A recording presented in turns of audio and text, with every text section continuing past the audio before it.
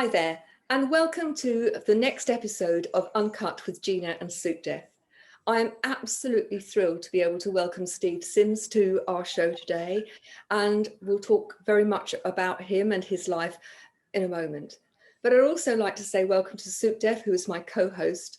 Sukhdev, tell them about your organization. So I'm the founder of Creative Discovery Group, and we're a platform for exceptional coaches and consultants across 12 countries. I actually got that from Steve. We had a meeting last year, so he helped me out with that. And I'm just so happy to have Steve here and look forward to the meeting and the podcast today. Thank you. And I'm Gina Gardner, and my company is Genuinely You. It's all about empowerment and enlightened leadership. And so today we are joined by a guy who's definitely the leader of his own life, Steve Sims. I make no apologies, for reading people's bio, because I don't want to miss a word of the richness. So Steve, welcome. Thank you very much for joining us. It's a pleasure to be here. Thank you. So, do you know anyone who's worked with Sir Elton John or Elon Musk? Sent people down to see the wreck of the Titanic on the seabed? Or closed museums in Florence for a private dinner party and then had Andre Bocelli serenade them while they eat their pasta? Well, you do now. I'd love to have been involved with those. Quoted as the real-life Wizard of Oz by Forbes and Entrepreneur magazine, Steve Sims is a best-selling author with Bluefishing, The Art of Making Things Happen, sought-after coach and speaker at a variety of networks, groups, and associations, as well as the Pentagon and Harvard, not once, but twice. And we're very honored to have Steve join us today. Thank you very much. Steve, share with us your story because it's an absolutely fascinating one. Wow. Well, I'll try and be quick, and I don't think it's that fascinating. I think it's very similar to every other entrepreneur in the planet. We can talk about different countries and times and name drop celebrities, but as entrepreneurs, we're all aggravated people until we do something spectacular. And I remember growing up in East London. I was born in Reading. We mentioned that earlier. And I left school at the age of 15, straight on my dad's building site. And I just thought, is this it? Is this my life? Is this what's going to happen? So, entrepreneurs, I don't believe are made. You can make someone better, but an entrepreneur, I think if you do an autopsy on an entrepreneur, you're going to end up with like a DNA that's purple or something that is shared by everyone else in the world that's an entrepreneur. There's something about us that gets aggravated and goes out to try and find things. So as a 15-year-old bricklayer, totally annoyed that this looked like it was going to be his life, I went out to try and find something better. And the one thing I noticed that was everyone that I knew was broke. Everyone I knew had no money. Everyone I knew could only afford 2 beers in the crummy pub on a Friday night. And so I thought, I haven't got the wrong friends. I've got the wrong room. I've got the wrong network. I've got to find a different network. So I went out to try and find rich people because I wanted the inquisitive little Irish lad in me. I wanted to ask a rich person, why are you rich and I'm not? What is it that you have and I don't? There's got to be something. I can't accept luck. It's got to be something. So I started a journey to build up a reason for people to talk to me. And that reason ended up becoming one of the world's leading concierge firms that did fantastical things like get you a drum lesson with Guns N' Roses, a guitar lesson with ZZ Top, have you hang out with Sir Elton John at his Oscar party, close down museums, as you said, send people down to the Titanic, get them married in the Vatican by the Pope. I ended up doing over 25 years these amazing things that made me great money, but it was a Trojan horse. The only reason I did them was so that I could be in a room with a billionaire and go, so how did you do this? How do you look at that? Why do you view that differently? And analyze that. And then about 3 years ago, I was approached to write a book naming all the powerful people that I dealt with. And I said to him, if I did that, I'd disappear off the planet before cocktail hour. So I can't do that. And then they came back to me and they said, well, hang on a minute. Can you tell us how a bricklayer from East London is suddenly working with Elon Musk and the Pope? And that became the basis of the book. And it's now propelled me into doing groups, events, coaching, and just a whole different line of business that is allowing me to reveal everything I learned from the Trojan horse into our entrepreneurial journey. And that's where I've discovered, whether you're a billionaire or whether you're just starting your own local florist, we're actually all the same. We are indeed. I'm fascinated in terms of, so many people, I think, underestimate that the people who you spend time with have such an influence on your thinking and your way of life. And that how recognizing that if I wanted to be rich, then the best way is to go and spend time with rich people is something that for many people would be a thought that wouldn't occur to them. Was there a moment or a series of events or something that led you to that place, to the recognition that if I want to do something different, I've got to have a different approach? Very well put question that brings up to just, in my mind, just one event that was pivotal. I was in Leytonstone, and this was back in the 80s when no one wanted to be in Leytonstone. And if you were in Leytonstone at 10 o'clock at night, then you were lost or just about to be mugged. It wasn't a nice place to be. Now it's gentrified now, but in those days, yeah. Now I could not afford to live there. No. But yeah, at the time, it was not like that at all. And I remember I went into a pub, and I was with two of my buddies, and we used to play the pocket bank account. We could put our hands in our pocket, and by the shape, and if anyone's not used to British and American money, the British money used to have, I don't know if it still does, but the 50 pence p, it used to have shapes around it. So you could put your hand in your pocket and you would know just by rustling in your pocket how much money you had and therefore kind of how many beers you can buy. And these were the days that three of us would go in there. We could each afford 2 beers and then maybe another 1 or 2 that would be shared between us. It was that kind of period. We walked into this pub. I'm rustling in my pocket to work out how much money I've got. And in the pub was this guy. I can't even remember his name.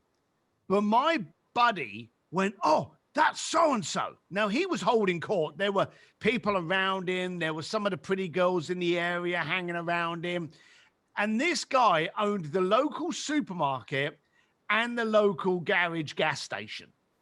So as far as my local area was concerned, this was the Elon Musk and Richard Branson of the area. This was the man that made it. And he owned 2 things.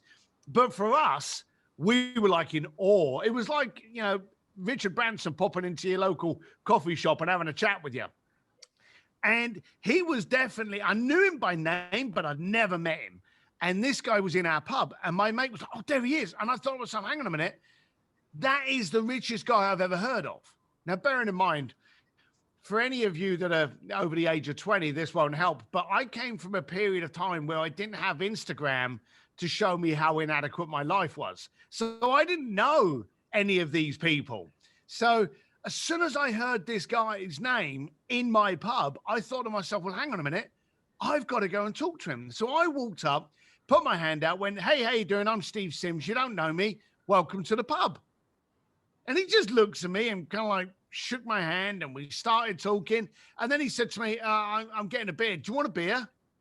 Now, for him, it was nothing. For me, I'd just hit the lottery. I didn't have to pay for my own beer. So he bought a beer for me and we started talking. And I'm sipping my beer and I turned to the left of me to say something to my buddy to get him into the conversation. And as I turned around, I realized that my 2 mates was still leaning against a wall by the front door. They'd both bought their beers now, but they were leaning the furthest part away from us in the pub. And it made me realize then that in that moment, without hesitation, I had run to the information and it had scared them away from it. And I started to realize, I remember looking at those two guys, and the biggest impact of the night wasn't meeting this rich guy. It was understanding who I was hanging around with. I was hanging around with scaredy cats that, given the opportunity to spend the night talking to someone that could actually help them, was not something they were going to risk. Where's the risk? The risk was what they were doing. The risk was standing on the door, not getting this information. Now, the information I got from the guy wasn't stellar, but as I say, the pinnacle moment of that night was not meeting him, was actually, seeing how scared my friends were. I realized that night I've got the wrong mates. And it's a very harsh, cold thing to say, but they say that you are the combination of the 5 people you know. I have a saying that you are the room you're in. And I looked at the room that I was in, the people I knew, the people I hung around with on a Friday night, and we were broke-ass bikers. And I thought to myself, I can't be anything other than that if I stay in this room. So I literally had to do one of the toughest things of my time then, and was to go out. And I remember starting off by going to like wine bars and like upscale bars and stuff, which funnily enough was jam-packed with people like me trying to run away from the bad bars. But bit by bit, I suddenly started to see the people that actually knew how to act in those areas. And I designed and built my own room that I could be in and my own 5 friends to be part of. I think that's really interesting. But I would say from listening to you that the lesson which strikes me is the recognition that in order to be different, that you have to do something different. And that if you want to create something in your life, then one of the easiest ways to do that is to go and see people who can model that for you, because they've already been successful. And in that moment, in that bar, in that pub, the recognition that having the courage to step out of the known into something that was unknown has opened limitless possibilities for you. Now, it doesn't mean those possibilities become a reality unless you do something with them. So I'm really interested in how then, having had that realization, and you talk about creating your own room, how do you then move from a wine bar where there's lots of wannabes to actually giving yourself the very best opportunity to meet the sort of people that you wanted to learn from? So you've answered it. You can either be a bystander in a bar waiting for someone to brush up against you that can impact your life, or you can make it happen and create that opportunity to benefit. I believe we create our own opportunities. We've gone through so many different disturbances, not just because of the pandemic, but because of Brexit, because of political, because of wars, because of 9/11, because of recessions. We're constantly going through periods of uncertainty, and fact doesn't scare us. You see, here's the daft thing. If they turned around and they said, okay, in 2022, the months of July to October, we're going to have COVID again, okay? You wouldn't flap or panic, because you would know about it. You would know when it's going to start, you'd know when it's going to finish, and you'd take up guitar, you'd take up learning French, you'd start cooking at home. You'd handle it. What we can't handle is uncertainty, but people thrive in uncertainty. And that's again where that purple DNA gene comes from. As an entrepreneur, we go, okay, this has been dealt to me. What am I going to do with it? How am I going to make this my benefit? So I went out to try and find out, how could I create a situation to provide me the opportunities I needed? Again, bearing in mind, I only wanted to ask the question, why are you rich and I'm not?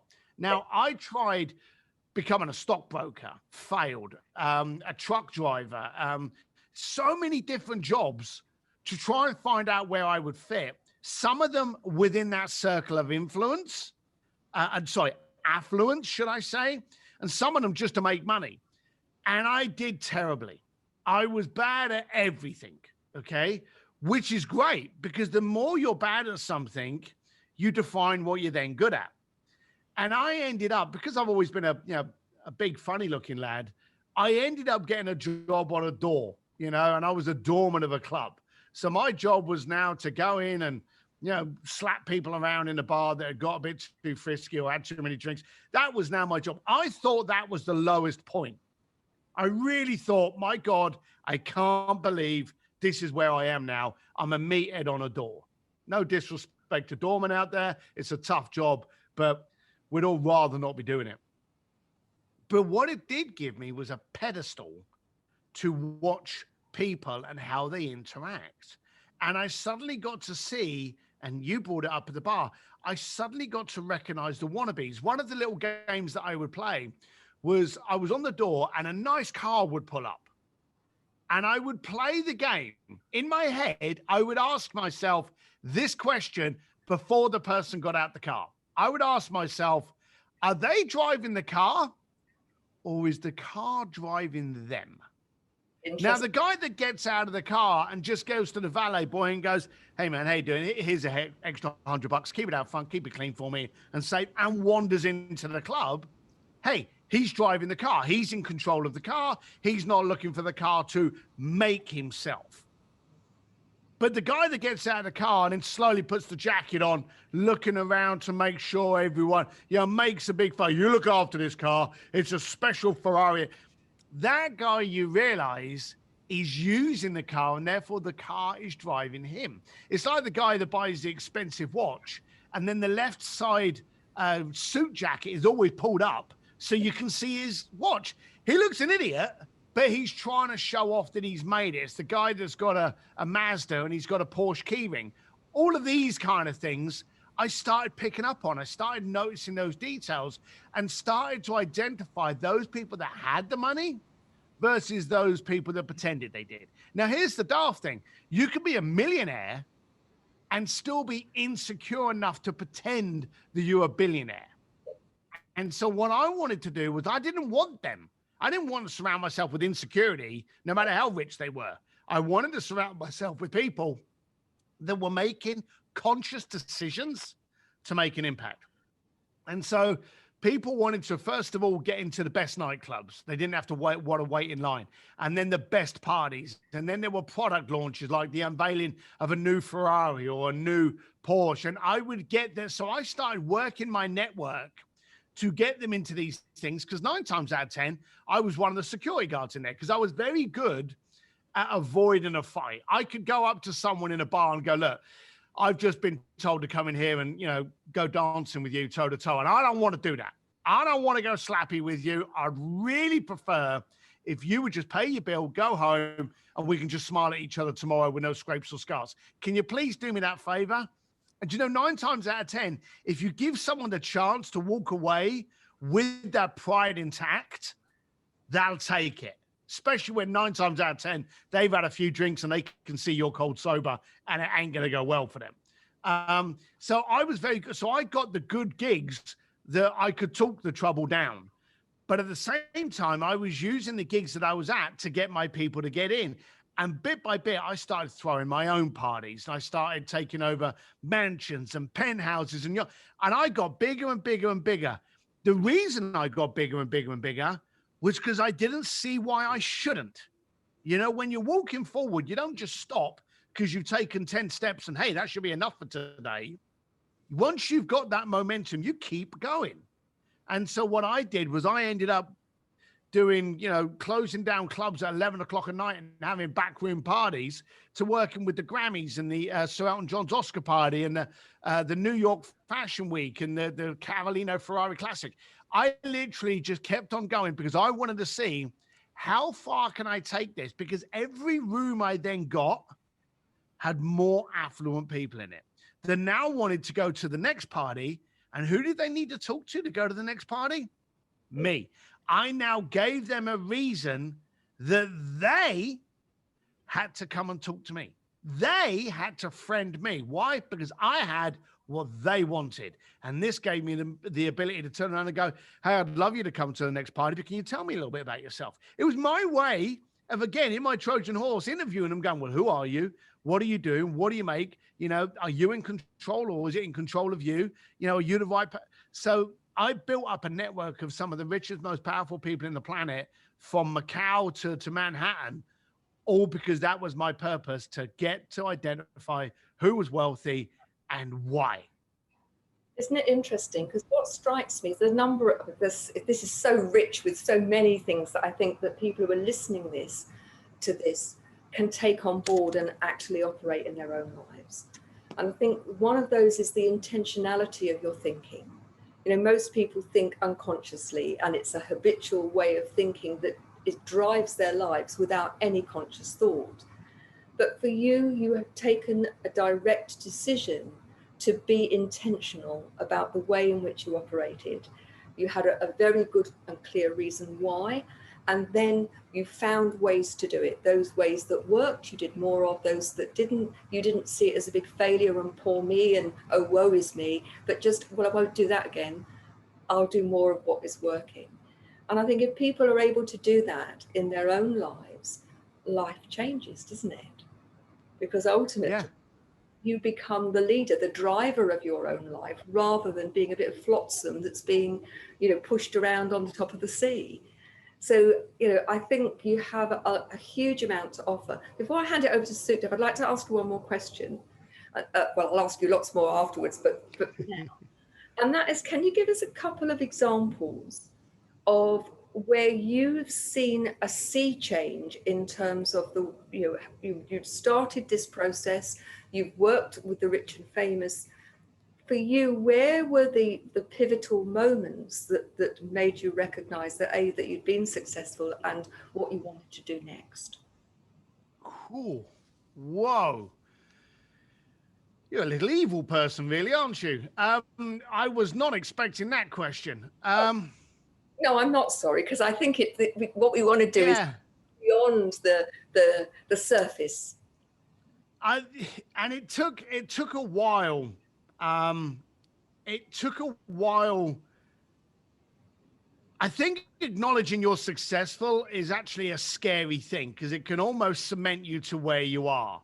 There were certain times in my life where I had the penthouse in Geneva, where I had the memberships to clubs, and I wasn't happy. I have no membership to anything other than the human race. I don't want to be a member of anything. But there was a time when I thought I needed to do that. There was a time when I thought I need to have fancy watches. There was a time I bought a car. And if anyone knows me, I ride motorcycles and I don't have a car. But there was a time when I actually bought a car. Because I was searching to find out, hey, what was that success thing going to feel like? I suddenly realized, to me, success is every morning I can wake up, pour the cup of coffee, look over my home, kick the dogs out so they can run around. The kids are all safe. The mortgage is paid. The lights on.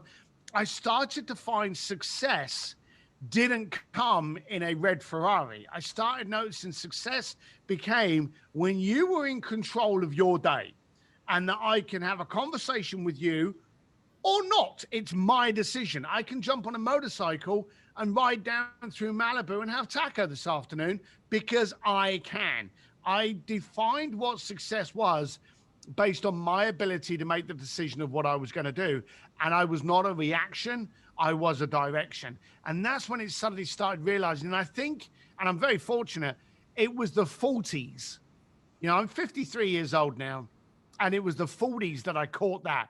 But during the 30s, especially the later 30s, and I'm working in places like the Monaco Grand Prix with Ferrari, and I'm working in Stade, and I'm working in Geneva, and I'm traveling up into the Hamptons. I was working in a lot of very superficial areas that made me question, because if anyone knows me, and I know Sukhdev does, but I'm always in a black t-shirt. It's a bit chilly today, so I've got a black hoodie on, but I'm always in a black t-shirt. I've always got, eyebrow ring and, tattoos. This is me. And it's always worked well in business.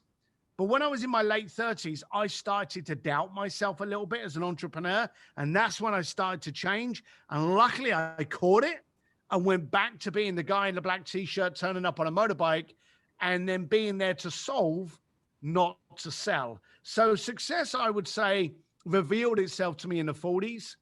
and now I hold on to it for fear of it ever disappearing. But I would say that I'm probably one of the wealthiest men in the world.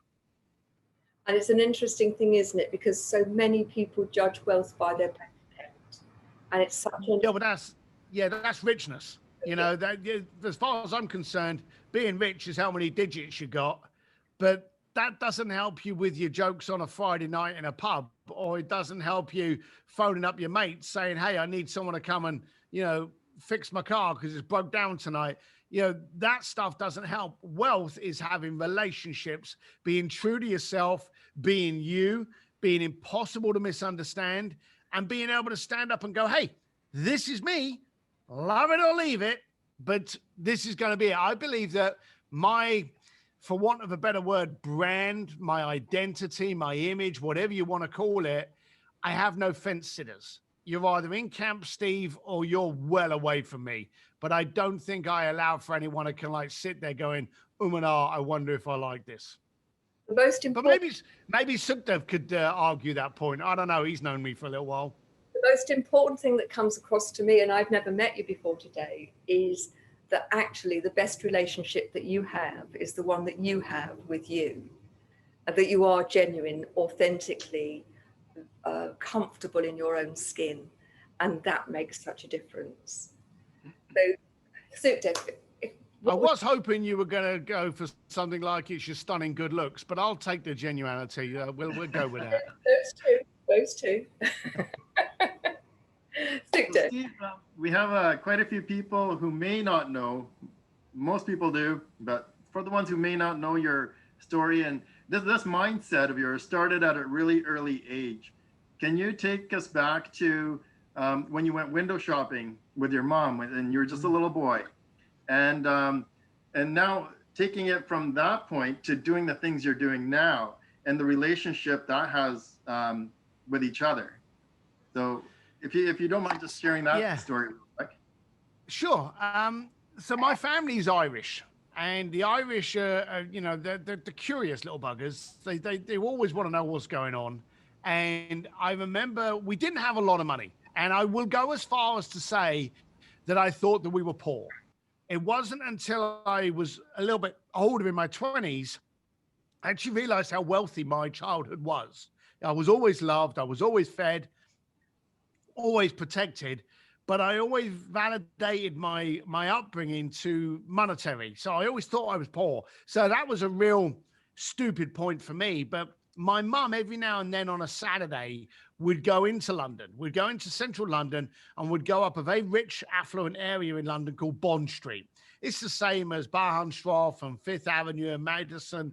You know, every city has its street with all of the big brands on it. And in London, it's Bond Street. And we were walking up Bond Street. And for anyone that knows it, when you're walking up Bond Street, when you get near the top, on the right-hand side is a big Gucci store. Now, we were on the opposite side of the road, and my mum stopped and was looking at Gucci from the other side of the road. And she's looking in the window, and they had these big display windows like Saks and all these big stores do. And there's some handbags there. So as she's looking, she's holding onto my hand, and I'm a kid. I'm like 8, 9 years old, something like that. I go to step off the curb to go across the road because I thought we were going to Gucci. Now, this was at a time when Bond Street was actually closed for traffic on a Saturday, so no cars were coming up there. But as I stepped off, she yanked my arm back as though a car was going to hit me. And my first response was, you know, was there a car or something like that? And there wasn't. So I looked at my mum, kind of like, you know, what's going on? What's going on? She's like, we don't go over there.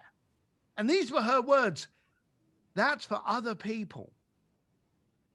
She had accepted her position in the class society. Now, we didn't have a lot of money. We had very little money. But at the end of the day, if you've got enough money to buy the bag, buy the bag. So, but she was terrified. And this was in the 80s and 90s, where they would have big doormen outside the doors to increase that intimidation. You know, so that when you got past the doorman, you felt as though you'd achieved something, and you felt humiliated to actually walk out without a bag in your hand. And she had that, and I couldn't forget the look, because she straight away turned away and we walked away from Gucci. But I never could get over that intimidation she had, that fear that had been massaged, manufactured, and then installed on her by all the luxury brands as to whether or not you're good enough to buy our products. Yeah. And I was like, I don't get this. Where does it?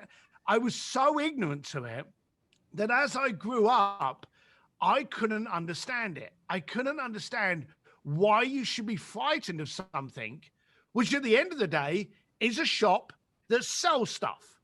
It's no different to you buying a 6-can of beer, a pack of cigarettes, or a $10,000 Gucci bag. If you've got the money and it serves the purpose and you want it, go and get it. But stores and luxury was built on intimidation, so that when you got it, you achieved this status. You achieved it by paying for it. Okay. So that really annoyed me, and it really got me questioning as a young age, is this really how people think? I thought it was just my mum. For a long time, I thought it was my mum, and it made me watch people. It made me check it out. And every time we went back to Bond Street, I watched other people's reaction. I've often said, well, my wife's often said, that I'm a 53-year-old 5-year-old. I'm still that curious little kid that really will go up to someone that's got the new Ferrari or the vintage Ferrari, and I'll go up to him and I'll go, hey, that's beautiful. Why that car? And I'll shut up, okay? And if you get the guy go, well, you know, it's you bear in mind I live in LA, so you get these kind of things. People go, well, it's $2 million, this car, you know, and there's only 15 of them made. That's statistics for you to show off. But when the guy turns around and goes, well, actually, my dad always wanted this car, you know, and we used to go to car shows together. And then when I got the chance to get it, it was like me and my dad got out.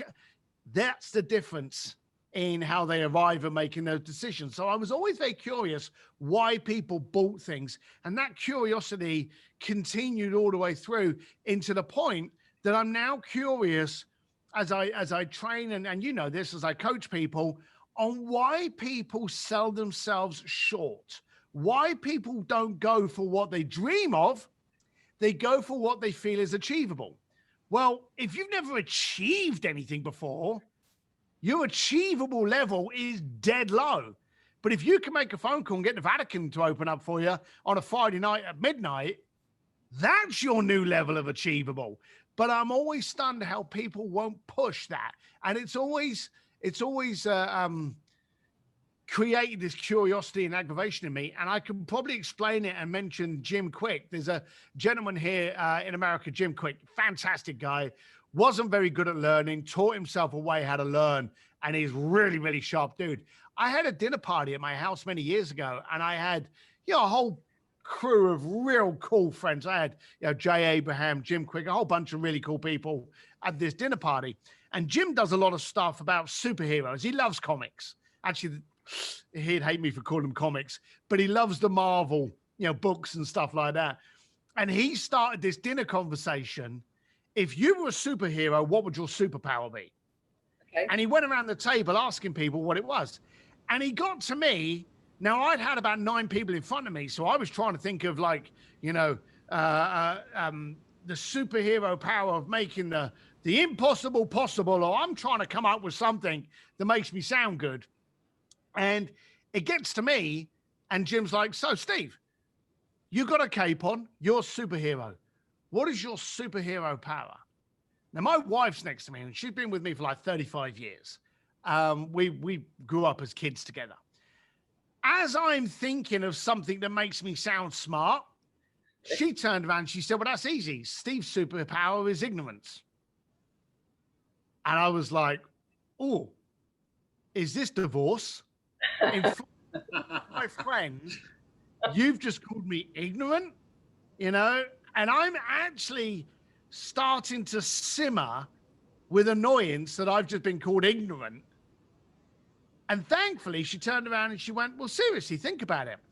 Has Steve ever done anything that you guys have turned around and gone, how the hell did he do that?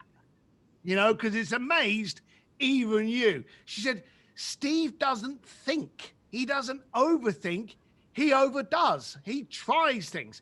He also goes busting through the door with passion and persuasion and a complete ignorance to it possibly getting a no or failing. And because of that, the other side, they're ill-armed. They just turn around and go, sure, let's do it. And therefore he comes away with something that's achieved that you go, how did he do that? And so his superpower is the ignorance of never being able to fail, never seeing a no in the outcome. So, and when she explained that, thankfully my marriage is still safe and I was very happy to wear it. But I think, thankfully, I was very ignorant as growing up. And I think a lot of people fail because they're too smart for their own good. And they overthink, they overanalyze, they paralyze themselves. And nothing good comes out of paralysis. It's interesting, is it? By the way, I think that a very large bouquet of flowers is on the agenda for your wife. Very perceptive. It's interesting that you are ignorant of limitation. And I think that for so many people, they are conditioned to think, if I do this, I might fail. If I do this, I might succeed. And then what I do? Whereas if you are ignorant of the limitation, you choose to put no limitations on you, then the possibilities are just mind-blowing. And you're living endless of how this happens. So that's an amazing story. And I think there's so much richness in there for people to take on board. And I hope that they will. Sukhdev, have you something else you'd like to ask? Because I've got loads of questions, but I know I need to give you some opportunity. So I can see that what the look on your mom's face when you're trying to cross a road there, that's something, there's moments in our life where things happen and we can always remember that feeling, and that's what helps shape us. And I do you remember that feeling? And when you looked at your mom's face and she yanked you back, because there was no limitations for you, even that young of an age. So these are the things that sort of helped you, shape who you are. Do you remember that feeling that you had then? And because there's so many other people out there who go through something and they're like, and then they get down on themselves. So what was that motivating factor, that feeling that you had? The feeling of not being worthy and my miscomprehension or incomprehension of why. And, Gina said it, that I'm very directional. I class it as being very selfish. I move with purpose. I move with reason. And even as a young kid, my mum looked at a window. I moved to get closer to the window, but she was intimidated. And as a little kid should never be intimidated. Little kids should still think that they can wake up in the morning and be a rocket, could be a rocket scientist or an astronaut. They should be able to dream, and it should not be put down. And I think today, in a transactional world, our ability to stay as a prominent species is going to be limited by our ability to be able to dream. We revere Elon Musk. For years, people laughed at him, but the guy had a dream and he didn't stop, and now he's achieving everything. Okay. And now we go, oh my God. I remember someone saying once, they always laugh at you before they applaud. And that was actually Elon Musk that said that to me. I felt that kind of like, we are not worthy. And I couldn't understand why. In fact, funny enough, and we were talking about this earlier with Gina, I don't get back to England very often. And whenever I do, it's usually as a stopover to somewhere else in Europe. But I was actually over there with my family a few years ago on our stopover to Italy. And we went to London, okay? And I remember going up Bond Street and my kids, and this will make you giggle because I've still got them. My kids were with me, and my youngest at the time was like, 12 years old or something. And we made a point of going up to Gucci. And it's still there, still not moved. It's still the exact same place. Different, And I said, sorry? different doorman. Yeah, with the doorman, funny enough, there were no doorman anymore. I think they've realized that doesn't work. And I saw Gucci, and my youngest was with us, about 11 years old. And Claire knows the story. That's my wife. And I looked down at my youngest and I went, I need some socks. And he was like, okay. And I went, let's go and get some socks then. And we went into Gucci, and I actually have a pair of Gucci socks because I just wanted to go, you ain't going to intimidate my family. So I had my 11-year-old going, get me the socks. Go and speak to that guy over there. Tell him that your dad needs some socks and what socks get. And he did it because he didn't have any fear or intimidation. And I remember coming out there with a pair of socks that, funny enough, I don't wear, but I have a pair of Gucci socks to try and make sure that my son doesn't ever have that intimidation. So I still, even today, remember the fear and intimidation that she had. And I remember my fear of not being able to understand why she wasn't. And that's kind of always made me go forward. And it's allowed me to get into the rooms, and it's allowed me to have the conversations with people that I have because I'm not scared of it. And again, the more people you speak to, the less scared you get of speaking to the other people. The more things you achieve, the more you're able to achieve more. But if you stand on the ground and panic about it and throw your own pity party, you ain't going anywhere. Be a meal for one every night. Absolutely. So my question to you is, you've achieved a huge amount. You've overcome conditioning that many people struggle with, that they come from a place where that not being enough remains with them all their life. You've done things and engaged with people that, for the most part, people just dream about. So you're 54, did you say? 54 next year. 53. Actually, no, I'm 54. Yeah, this year. Funny old year. Yeah, I'm 54. Okay. So what's the dream? What now? Where are you going with this? Because one thing's for certain, I can't believe that you're going to stand still. Oh, God, no. So I've spent a lot of years using the Trojan horse to give billionaires really interesting cocktail stories.